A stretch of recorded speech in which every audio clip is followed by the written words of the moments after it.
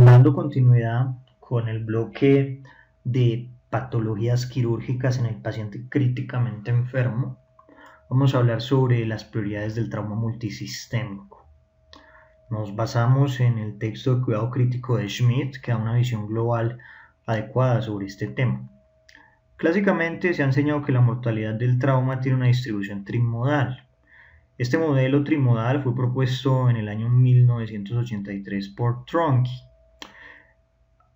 Desde hace más de un cuarto de siglo, Cowley describió, muy relacionado con este modelo trimodal, que los pacientes que eran atendidos en lo que él denominó como la hora dorada y eran reanimados adecuadamente, tenían una mayor sobrevida. Se sabe que los heridos que reciben una atención definitiva al poco tiempo luego de la lesión tienen mejores resultados. Hablemos un poco sobre el modelo trimodal y pongamos algunos ejemplos. Inmediatamente, que es el primer pico, donde la muerte ocurre pocos minutos luego del trauma, la atención médica suele ser inútil y usualmente la muerte se debe a rupturas cardíacas, lesiones de grandes vasos como la aorta, lesiones cerebrales incompatibles con la supervivencia, etcétera, etcétera. Aquí en la imagen 1 vemos el primer pico de muerte ejemplificado a través de un hematoma subdural traumático. Esta imagen es de un caso publicado por Lasso en el año 2009 en la revista de Cuadernos de Medicina Forense. Esto pertenece a un paciente preso que fallece presuntamente por tortura ejercida por un oficial de policía.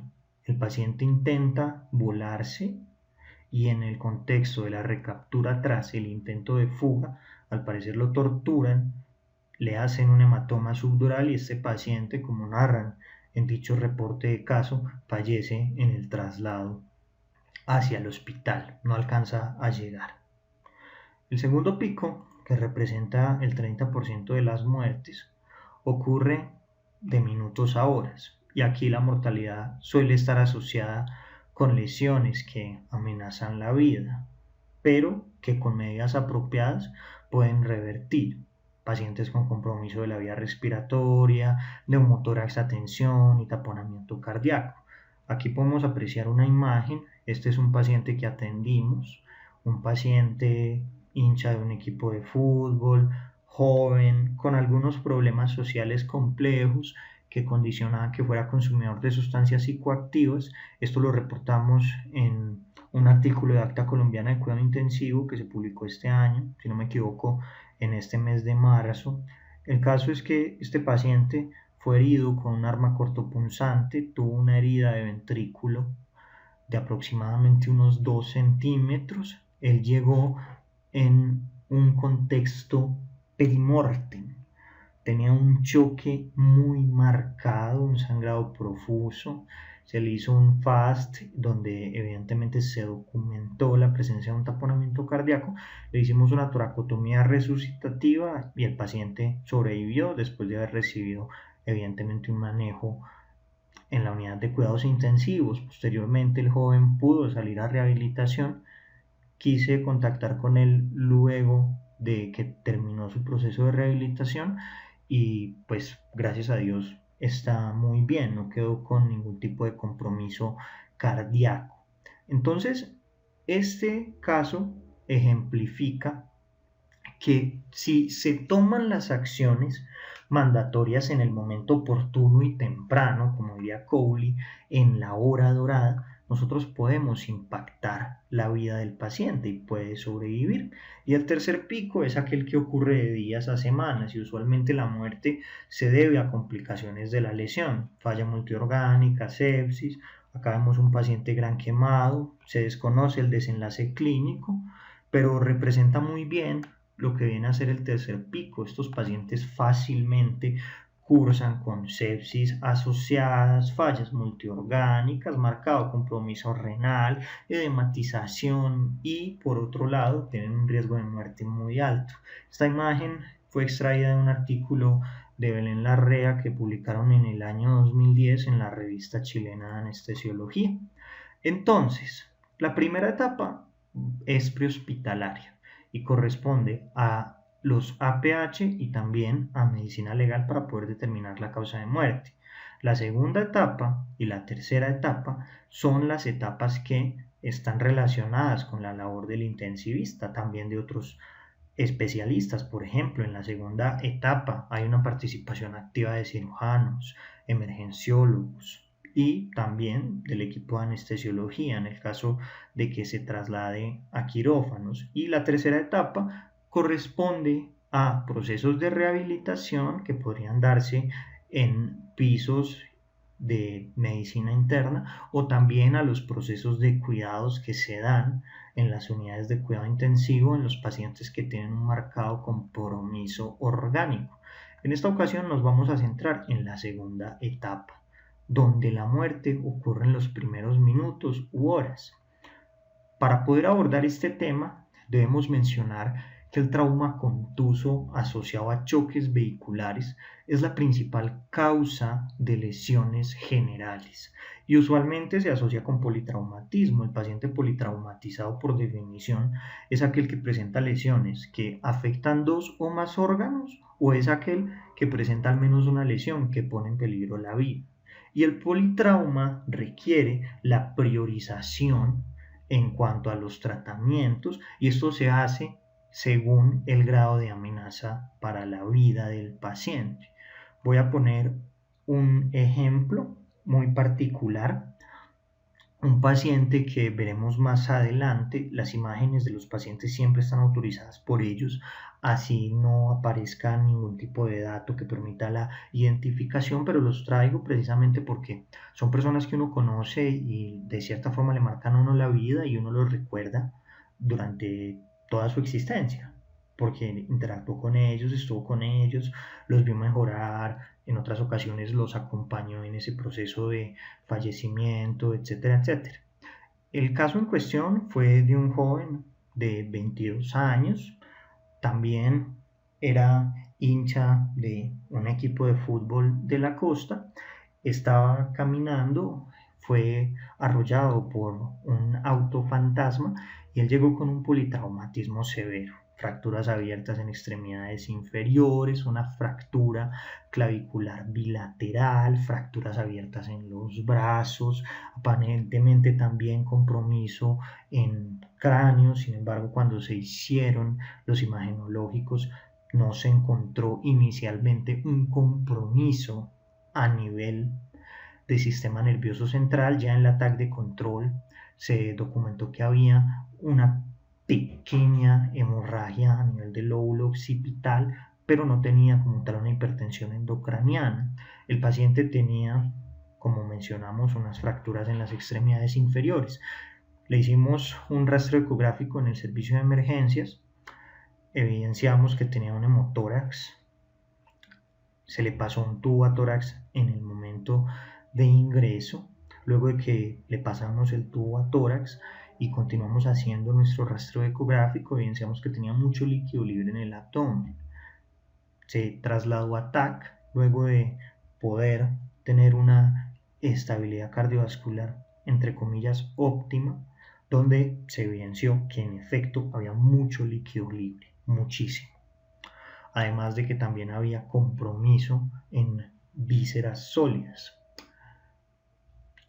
Nos fuimos para quirófano a esperar que subieran a el joven. Pasaron 15 minutos, 20 minutos, 30 minutos, no llegaba.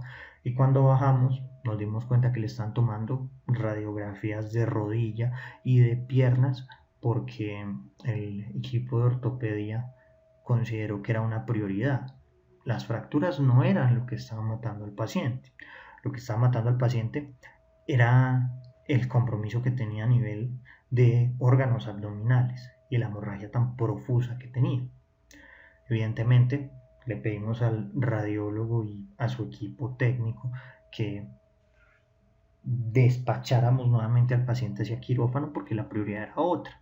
En efecto, luego de mencionarlo, trasladamos al paciente. Cuando lo intervenimos, Esto fue durante mi rotación de especialidades quirúrgicas. Cuando lo intervenimos, encontramos que tenía una ruptura muy grande del diafragma, además de que tenía un hemoperitoneo significativo, aproximadamente unos 1500 cc. Entonces, pongo este ejemplo para concluir que en el politrauma se deben priorizar las afecciones y se trata primero la afección que esté poniendo en peligro la vida. Entonces, cuando se hace un esfuerzo resucitativo, este debe coordinarse a través de un líder identificado y explícito. Y el líder debe estar completamente familiarizado con las lesiones y debe tener la capacidad de discernir cuál es la prioridad de las intervenciones. De igual forma, debe tener la capacidad de dirigir al personal. Y ese orden de prioridades en gran medida se basa en la secuencia de resucitación, que es A, B, C, D, E. En el caso de que hayan muchos recursos, la evaluación y la resucitación van a ocurrir simultáneamente, que es lo ideal. Inicialmente, el objetivo es manejar afecciones que afecten la circulación, la perfusión y la oxigenación. No es elemental en un momento precoz establecer un diagnóstico definitivo de la causa, sino estabilizar al paciente. Cuando el paciente se estabiliza, se busca la anoxa. Por ejemplo, si un paciente tiene una obstrucción de la vía aérea, la obstrucción de la vía aérea puede ser multifactorial. Puede ser por compromiso neurológico, hipoperfusión por un choque hemorrágico, por secreciones, pero inicialmente se va a tratar independientemente de la afección de la misma manera. Se va a tener que asegurar mantener una oxigenación óptima y en ocasiones se va a tener que considerar el aseguramiento de la vía aérea mediante intubación. Luego de eso ya se empieza a buscar la causa puntual. Hay algo que es elemental y es un axioma para atender este tipo de pacientes, y es que es de suma importancia reconocer los hallazgos que sugieran una necesidad urgente de hacer una intervención quirúrgica salvavidas. A nivel de la vía respiratoria y la columna cervical, la prioridad va a ser entonces identificar y corregir el compromiso de la vía respiratoria, mantener la oxigenación y tener una protección cervical. A nivel del sangrado, identificar y controlarlo. A nivel de la perfusión tisular, identificar y corregir otras fuentes que estén alterando la perfusión tisular. A nivel neurológico, identificar y corregir anomalías neurológicas, prevenir lesiones cerebrales secundarias. En cuanto a la exposición total del paciente, inicialmente vamos a hacer una exposición completa para poder ver integralmente al paciente y luego vamos a cubrir para prevenir la hipotermia. Debemos hacer una estabilización temporal de las fracturas, se debe hacer una evaluación anatómica sistemática, encendido cefalocaudal. En el curso ATLS, ellos proponen una serie de pasos en la evaluación primaria. La A corresponde a la vía aérea, la B hace referencia a la respiración y ventilación, en la A también tenemos el control cervical, la C hace referencia a la circulación y el control de la hemorragia, la D al déficit neurológico y la E a la exposición y posteriormente al control de la temperatura. Debemos evitar la hipotermia se asocia con coagulopatía inducida por trauma, al igual que el exceso de líquidos endovenosos. Recordemos que la causa más frecuente de obstrucción de la vía respiratoria en pacientes con trauma es la pérdida del tono de los músculos que sostienen la lengua. Usualmente esto se debe a hipoperfusión cerebral por choque hipovolémico, también a lesiones del sistema nervioso central. En este orden de ideas, cuando es factible, en esta paciente evidentemente no, porque no tiene mandíbula, pero cuando es posible debemos intentar elevar el mentón y traccionar la mandíbula hacia adelante. ¿Por qué? Debido a que esto moviliza la lengua hacia adelante y también abre la vía respiratoria superior. Es muy útil también inspeccionar la orofaringia con el objetivo de que vayamos a descartar la existencia de material extraño, también de vómito, en caso de que sea necesario podamos aspirar y podamos solucionar obstrucciones que estén comprometiendo a la vía aérea. También se recomienda que observemos las fosas nasales, la boca, que escuchemos el paso de aire a través de la vía respiratoria superior, que descartemos la existencia de objetos extraños. También debemos mencionar que si el paciente está completamente consciente, vocaliza y respira y no está en shock, pues no va a requerir una vía aérea artificial. De hecho, más del 90% de los pacientes con trauma no requieren una intubación orotraqueal, pero en ocasiones sí va a ser necesario. Hay varias alternativas a la intubación orotraqueal. Por ejemplo, si podemos utilizar tubos orofaringios o nasofaringios y se toleran sin arcadas o emesis, se pueden considerar. Pero si el paciente no puede mantener la permeabilidad de la vía aérea, ya requerirá de una intubación inmediata. Recordemos las indicaciones de Walsh para el manejo mediante intubación, que básicamente podríamos definirlas como incapacidad de mantener la oxigenación y la ventilación, y la tercera que vendría a ser la prevención, prevenir perder la vía aérea. Es claro entonces que los pacientes deben recibir oxígeno, que se debe administrar de la forma más apropiada tan pronto como sea posible. En este orden de ideas, nosotros deberíamos colocar un oxímetro de pulso para poder monitorizar la saturación arterial de oxígeno y debemos intentar mantenerla como mínimo en 95% a nivel del mar. Debemos intentar mover poco la columna cervical y claramente se debe hacer un control de la columna cervical. Acá podemos apreciar los pasos para la colocación de un collarín cervical, no nos vamos a detener en ello. Lo que sí es muy importante es que existen múltiples collarines cervicales. Tenemos los blandos, que son totalmente inútiles en trauma, el semirrígido Thomas, también conocido. Tenemos a los rígidos de Filadelfia, que dan cierta inmovilización cervical, pero no es del 100%. Existen otros, como por ejemplo los rígidos de inmovilización completa. Acá podemos ver el X-Collar. De igual forma existen también collares de vacío. Los collares de vacío tienen utilidad en el contexto de las luxaciones vertebrales. Acá podemos ver un collarín cervical de vacío MEC-Tech de Suiza. Es útil también la aplicación de la regla canadiense y de los criterios Nexus, ambos para poder valorar la necesidad de tomar imágenes de cuello. Entonces, cuando nosotros tenemos un paciente con bajo riesgo de sufrir lesión cervical y que no precisa estudios de imagen, esto lo vamos a definir nosotros en caso de que nuestro paciente no tenga dolor en la región media posterior de la columna cervical, no tenga déficit neurológico focal, no tenga un nivel de alerta anormal, no tenga una alteración o una evidencia de intoxicación, no tenga una lesión dolorosa que aparentemente pueda distraer al paciente de la valoración de su posible lesión cervical. Si el paciente digamos que estos parámetros los tienen margen de normalidad, no precisa imagen. Si tenemos alguno de estos parámetros alterados, pues vamos a tener que tomar una imagen de cuello.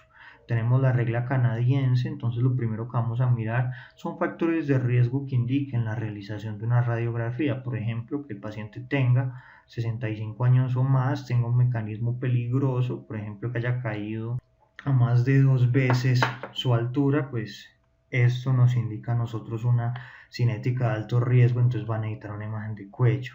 Si tiene parestesia en las extremidades, también. Luego vamos a evaluar factores de bajo riesgo que permiten una evaluación segura de la movilidad de la columna. Y aquí encontramos, por ejemplo, una colisión posterior simple de un vehículo de motor. Excluyendo los que son producidos por autobuses, los pasajeros en los autobuses no tienen usualmente cinturones de seguridad o los vehículos a gran velocidad. Encontramos a los pacientes que pueden permanecer sentados en la sala de espera, los que caminan, no han caminado luego del accidente, los que tienen dolor cervical de aparición tardía luego del accidente o que no tienen dolor a la palpación en la línea media del cuello. Si el paciente tiene esto, pues vamos a mirar la posibilidad de rotar la cabeza de manera activa en el cuello, tanto a la derecha como a la izquierda, 45 grados. Si el paciente es capaz de hacer eso, pues no va a necesitar ningún imagenológico. Debemos hablar un poco sobre la vía aérea quirúrgica. En algunas circunstancias, la vía respiratoria del paciente puede no estar permeable y puede ser imposible establecer una vía aérea nasal u oral. Entonces, en estos casos se requiere una intervención quirúrgica. ¿De qué vamos a hablar en esta ocasión? De cricotiroidotomía. Aunque en la literatura existen otros procedimientos como intubación retrógrada o traqueostomía, estos no se encuentran dentro de los objetivos de esta charla. Estos procedimientos solamente deben realizarse cuando no es factible establecer una vía aérea mediante otros medios. En cuanto a la cricotiroidotomía, esta puede hacerse mediante varios métodos, por ejemplo con aguja de gran calibre o con bisturí, y hay técnicas abiertas o percutáneas por kit. El punto de referencia es el mismo, la membrana cricotiroidea que la vemos entre el cartílago tiroides y el cartílago cricoides. Debemos preguntarnos en primera instancia si la vía aérea quirúrgica es difícil o no. En el centro de simulación donde tuve la oportunidad de trabajar, se realizó una publicación que resume las distintas mnemotecnias que pueden facilitar la identificación de vías aéreas difíciles en varias, digamos, modalidades, por ejemplo, mediante laringoscopia directa, mediante supraglótico o mediante procedimientos quirúrgicos, que en el caso particular de la vía aérea quirúrgica difícil podríamos utilizar la mnemotecnia corto, que se hace referencia a complicaciones que pueden ser infecciones o hematomas o operaciones previas en cuello, R, radiación o deformidades en cuello, T, tumores y o obesidad. ¿Cómo se hace una cricotiroidotomía por punción? Básicamente ubicamos la cabeza y el cuello en posición neutra, miramos dónde está la membrana cricotiroidea, hacemos una asepsia de antisepsia con clorexidina, ponemos anestesia local con lidocaína al 2% y epinefrina, fijamos con la mano no dominante la laringe, puncionamos sobre la membrana cricotiroidea con el kit conectado a una jeringa haciendo aspiración continua. Cuando obtengamos aire, consideramos que hemos llegado a la tráquea y deslizamos el catéter hacia la tráquea. Conectamos la cánula a un sistema Manujet, que lo vamos a ver en la siguiente diapositiva, e iniciamos la oxigenación del paciente. En adultos se inicia a 50 psi, se fija la cánula con el sistema de hiladillo que viene en el kit y periódicamente se desconecta el sistema de ventilación para permitir la expiración. Debemos revalorar continuamente al paciente y debemos empezar a movilizar recursos en búsqueda de un sistema definitivo de abordaje de la vía aérea, ya que la cricotiroidotomía por punción es temporal.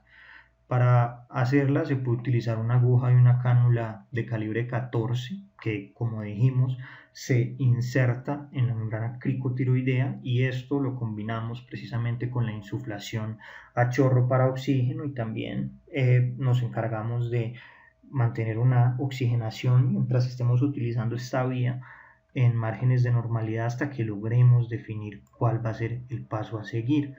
Para poder maximizar la oxigenación y poder evitar la hipercapnia, la cricotiroidotomía con aguja debe estar seguida por la realización de una traqueostomía en un quirófano, ya bajo circunstancias ideales en caso pues de que se requiera una vía aérea quirúrgica. Y la colocación de la aguja de cricotiroidotomía permite aproximadamente unos 30 a unos 45 minutos de oxigenación y de ventilación adecuada sin que el paciente experimente una hipercapnia grave. Acá podemos ver un sistema Manujet. En cuanto a la cricotiroidotomía percutánea, nuevamente ubicamos la cabeza y el cuello en posición neutra, localizamos la membrana, hacemos asepsia, antisepsia con clorexidina, usamos anestesia local con lidocaína al 2% con epinefrina, hacemos una punción sobre la membrana ejerciendo presión negativa con la jeringa. Cuando obtengamos aire hasta el stopper, avanzamos la cánula hasta las salas de fijación, inflamos el neumotaponador, conectamos el dispositivo de presión positiva o de ventilación JET, hacemos chequeo cruzado y fijamos. Acá vemos el equipo de cricotiroidotomía percutánea mediante Quick Track, que fue el procedimiento que describimos en la diapositiva previa. Entonces, para la cricotiroidotomía abierta, pues este es un método que es preferible y es más efectivo en adultos. vuelve y juega. Ubicamos cabeza y cuello en posición neutra, localizamos la membrana, hacemos asepsia, antisepsia, ponemos anestesia local con lidocaína al 2% y epinefrina, hacemos un corte con bisturí de 1 a 2 centímetros transversal, luego de que identificamos la membrana cricotiroidea, giramos el bisturí una vez la hayamos atravesado, insertamos un buggy, a través del buggy insertamos un tubo endotraqueal número 6 que previamente esté lubricado, hacemos una ubicación adecuada del tubo, realizamos un chequeo, fijamos el tubo endotraqueal, conectamos el dispositivo a una fuente de presión positiva y hacemos pues todos los cuidados por intubación. Debemos estar muy pendientes también de la ventilación. Este caso que ustedes ven acá es el de la ruptura diafragmática que acabamos de comentar en un inicio sobre el muchacho. Acá podemos ver el tatuaje del equipo que le gustaba. Este paciente, por fortuna y gracias a Dios, tuvo un adecuado desenlace. Bueno, la adecuada ventilación se evalúa inicialmente observando el movimiento del pecho. Lo que vamos a buscar es asimetría o respiración paradójica. Vamos a auscultar y vamos a percutir en búsqueda de hipersonoridad o matidez que sugieran un neumotórax, un hemotórax. Si nosotros hacemos un imagenológico como una radiografía, aunque esto es un hallazgo tardío y vemos que la tráquea está desviándose, esto nos puede sugerir a nosotros la existencia de un neumotórax o de un hemotórax. El diagnóstico de neumotórax traumático se puede confirmar con ecografía o con una radiografía de tórax en posición vertical. Si nosotros estamos sospechando un neumotórax, atención, vamos a hacer una decompresión inmediata, esto sin confirmación previa por radiografía, según afirma Schmidt en este capítulo. Buscamos segundo espacio intercostal y ahí en ese segundo espacio intercostal es donde vamos a insertar la aguja para decomprimir. Luego hacemos un examen adicional del tórax, esto para poder determinar la presencia de otras lesiones torácicas que pongan en peligro la vida, por ejemplo taponamiento cardíaco, neumotórax abierto, tórax inestable, también conocido como tórax batiente. Vamos a mirar si de pronto el paciente tiene una ruptura de aorta torácica o tiene un hemotórax masivo. Aunque la causa más común de hipoperfusión en pacientes traumatizados es la hemorragia, debemos considerar otras causas como el neumotórax a tensión, el taponamiento cardíaco, la contusión miocárdica, el neumotórax abierto y el tórax inestable.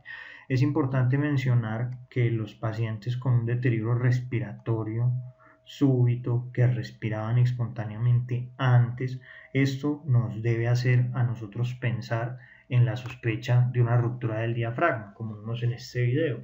Lo que ocurre con las rupturas de diafragma es que inicialmente los órganos abdominales se quedan en la cavidad abdominal, pero posteriormente migran las vísceras a través del agujero. Miren este agujero tan significativo, y cuando las vísceras se encuentran en la cavidad torácica pueden generar compromiso respiratorio.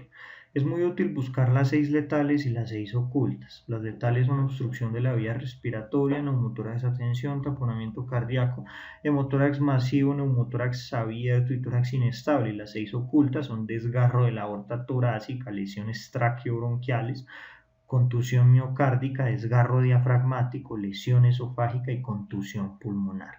En cuanto a la perfusión, recordemos que la fuente más común de hipoperfusión en el paciente con múltiples lesiones es la hemorragia. Vigilar la hipotensión siempre es importante. Recordemos que la caída de la presión arterial sistólica por debajo de 90 milímetros de mercurio es un signo temprano de hipoperfusión. Sin embargo, la presentación clínica del choque hemorrágico va a depender de la edad del paciente, de la duración, de la magnitud de la hemorragia y la presencia de una presión arterial media normal e incluso elevada no excluye la existencia de un choque hemorrágico, especialmente en pacientes jóvenes. ¿Por qué? Debido a que la respuesta fisiológica a la hipovolemia incluye, como es bien sabido, una descarga simpática. Esta descarga simpática causa vasoconstricción y taquicardia, y esto tiende de manera inicial a mantener la presión arterial media. De hecho, para poder empezar a experimentar hipotensión, esto lo describimos muy bien en el artículo que les había mencionado de tracotomía resucitativa, se requiere una pérdida de la volemia de aproximadamente el 30%. Los pacientes añosos suelen manifestar hipotensión mucho antes en el curso de hipovolemia, pero un paciente joven como el que acabamos de ver acá no necesariamente va a tener hipotensión floridamente en su ingreso. Recordemos que la hipovolemia causa esa respuesta simpática, es una respuesta adrenérgica que es medida por adrenalina y noradrenalina. Esto genera primero vasoconstricción venosa. Recordemos que el principal reservorio de sangre son las venas, no las arterias. De hecho, el 70% del contenido sanguíneo aproximadamente se encuentra en las venas. Esto incrementa el retorno venoso para intentar mantener la entrega o el aporte de oxígeno. El aporte de oxígeno lo podemos definir como el gasto cardíaco multiplicado por el contenido arterial de oxígeno multiplicado por 10. Por otro lado, esta activación del sistema nervioso simpático intenta aumentar el tono y conservar el volumen sanguíneo efectivo. También se acompaña de una activación de los sistemas renina, angiotensina, aldosterona para poder producir, por un lado, angiotensina 2, que va a estimular receptores UE1 para generar un efecto de vasoconstricción. También vamos a tener una producción de vasopresina que va a generar una respuesta antidiurética para incrementar la volemia, lo cual va a incrementar el efecto de la aldosterona que se había generado mediante la activación del sistema renina-angiotensina-aldosterona, que recuerden que la aldosterona va a generar una mayor reabsorción de sodio, y si a esa mayor reabsorción de sodio se le suma la mayor liberación de vasopresina por parte del núcleo paraventricular, pues vamos a tener un efecto antidiurético mucho mayor. Hay otras cosas que debemos valorar en el momento en que se instaura el choque hipovolémico. En teoría ya se superan los mecanismos compensatorios cuando el choque hipovolémico es flórido, o sea, cuando hay hipotensión. Estos gráficos son extraídos del artículo que publicamos. Acá vemos los 4 grados de choque dependiendo de el volumen de exsanguinación, y vemos, por ejemplo, que en el choque clase 1 la exsanguinación suele ser menor de 750, aproximadamente el 15%. La frecuencia cardíaca puede estar normal, la presión puede estar normal, la presión de pulso también, la frecuencia respiratoria también, y el paciente puede que solamente esté ligeramente ansioso. Ya cuando estamos en un choque grado 2, que estamos hablando de 15-30%, hay taquicardia, pero la presión arterial va a estar normal. El paciente puede tener taquipnea, puede tener una ansiedad moderada en el grado 3, cuando se ha perdido entre el 30 al 40% de la volemia, 1500, 2000 cc. La frecuencia cardíaca va a estar más elevada, la presión ya va a disminuir, la frecuencia respiratoria va a estar significativamente elevada, el paciente puede estar ansioso, confundido. Y en el grado 4 ya estamos hablando de hemorragias superiores al 40%, más de 2000 mililitros. Aquí vamos a tener un paciente con un choque hipovolémico flórido, totalmente flórido. Ese tipo de choque se manifiesta cuando se superan los mecanismos compensatorios. Hay un aumento en la resistencia venosa, se retiene sangre en el sistema venoso, ya disminuye el retorno venoso, disminuye la PVC, disminuye el gasto cardíaco y por ende disminuye la PAM. Por eso es que antes de evaluar la PAM, que la PAM cuando se cae nos indica que se perdieron los mecanismos compensatorios, podemos mirar otras cosas, por ejemplo el pulso, el color de la piel, el tiempo de llenado capilar, son algunos signos confiables. Y a partir del examen físico nosotros vamos a poder, como dijimos, clasificar la severidad del choque. Si nosotros tenemos un paciente con taquicardia, con extremidades frías, esto sugiere que hay una hipoperfusión por hemorragia hasta que no se muestre lo contrario. Y el choque, como es bien sabido, ocurre por una alteración entre la relación del aporte y del consumo de oxígeno. Cuando nosotros llegamos a una tasa de extracción crítica, ingresamos a una zona que se conoce como zona dependiente, donde prima el metabolismo anaeróbico, como podemos ver acá. Acá pueden haber elevaciones del lactato. Ese aporte de oxígeno ya habíamos dicho que matemáticamente lo definimos como gasto cardíaco por contenido arterial de oxígeno por 10, mientras que el consumo de oxígeno sería el gasto cardíaco por la diferencia arteriovenosa por 10. Cuando nosotros ya tenemos un paciente en el cual hay una incapacidad para poder palpar los pulsos radiales, esto nos estaría indicando de manera indirecta que la presión arterial media posiblemente esté en torno a 70-80 milímetros de mercurio. En estos pacientes se debe hacer reanimación de control de daños, y cuando hablamos de reanimación de control de daños hablamos de hipotensión permisiva, siempre y cuando no haya contraindicación, resucitación hemodinámica y cirugía de control de daño. Si el paciente no tiene lesiones neurológicas importantes, se puede contemplar hipotensiones arteriales sistólicas en torno a 90 milímetros de mercurio. Se debe intentar controlar la fuente externa de la hemorragia, eso se hace por presión directa. Inicialmente no se debe recurrir a la aplicación a ciegas de pinzas o de torniquetes. Luego de que se haga una adecuada reposición de líquidos, los líquidos deben ser calentados. El paciente debe tener al menos 2 catéteres endovenosos de gran calibre, lo mínimo es 14 a 15.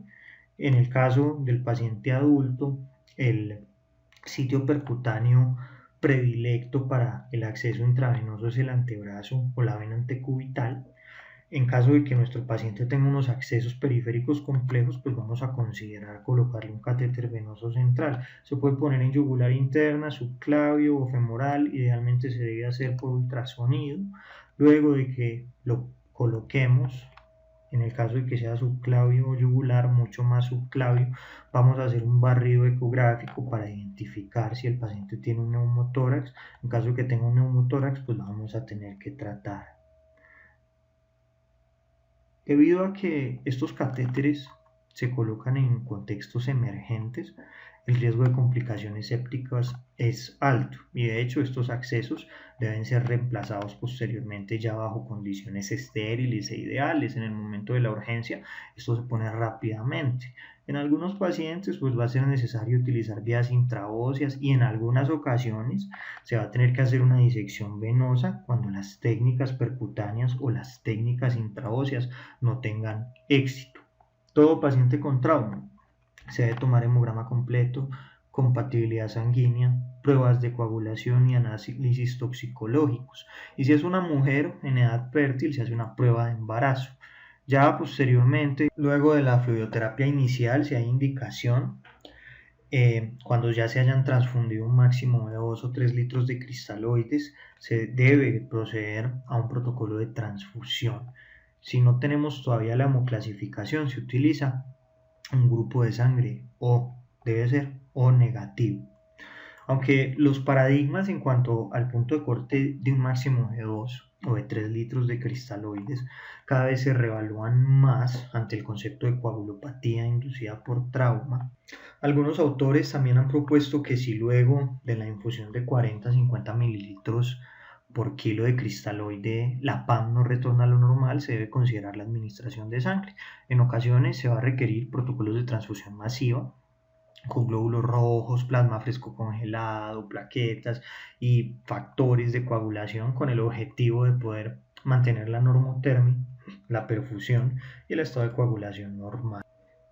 Y si se han descartado causas como taponamiento cardíaco o neumotórax a tensión que estén ocasionando un choque obstructivo, que esté condicionando precisamente esa descompensación cardiovascular, se debe considerar el uso de inotrópicos y vasoactivos luego de las otras intervenciones.